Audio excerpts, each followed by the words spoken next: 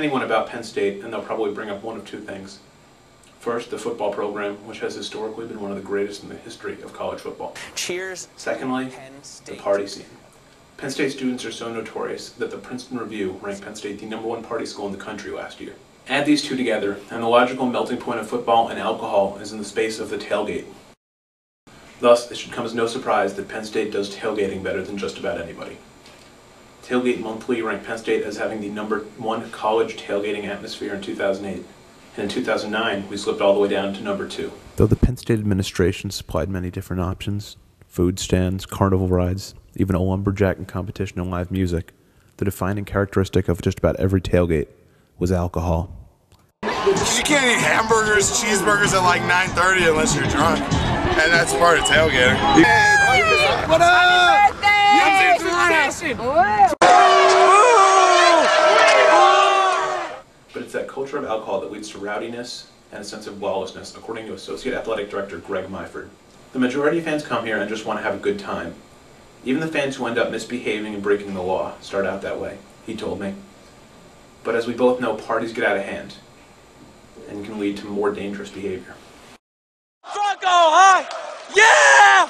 Fuck Ohio! People want to release energy, and they do want to release energy, and they do. The tailgaters are releasing it outside the stadium, and then the tailgaters plus the team releases it inside the stadium.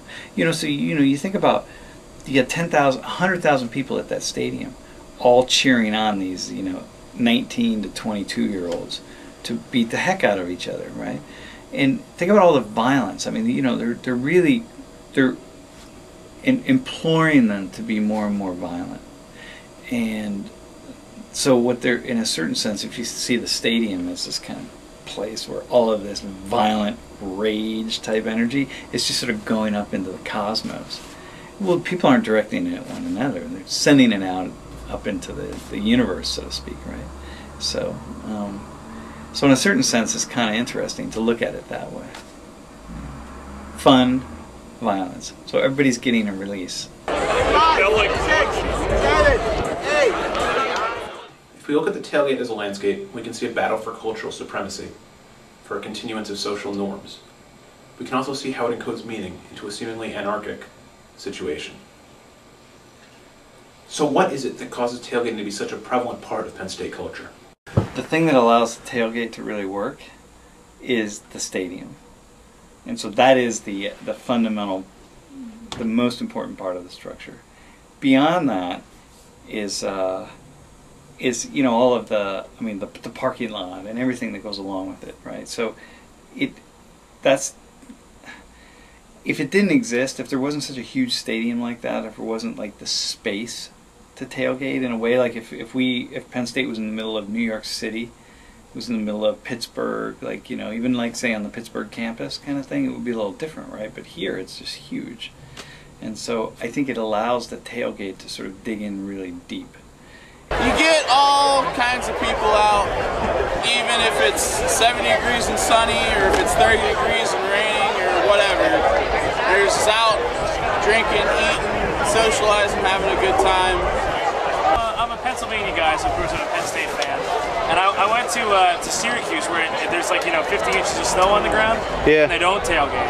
So it's nice going out here because it's just a great way to bring everybody together. I mean, you have just tens of thousands of people out here, all for the same reason, all kind of working towards the same thing. And it's a pretty awesome thing, kind of socially, to watch everybody come together. So what is it about this structure? Well, number one, look, it's weekend football games.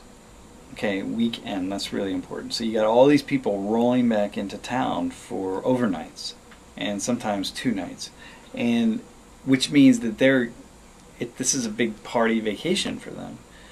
And so they leave their normal environment and they return. They come to this environment, which is an environment that they sort of recall as a fun environment and a partying environment. Like, people aren't thinking about learning at this point. You look back 20, 30, 40 years at Penn State, at your time at Penn State, you think about all the fun you have. Nobody thinks about the grueling, sort of torturous studying and exams and all of that stuff, right? It's Spatially, looking at the size of the tailgate, we can see how impossible it is to effectively police it, so it's no surprise that lawlessness and alcohol would rule the day. Given that Penn State's the #1 party school, it should be no surprise that party atmosphere carries on to game days, and the tailgate lots are just as rowdy as a frat house or apartment party. And I've done like 9 dizzy bats. I was drunk by 10 a.m. I don't know what that's saying, but that's a good tailgate school right there.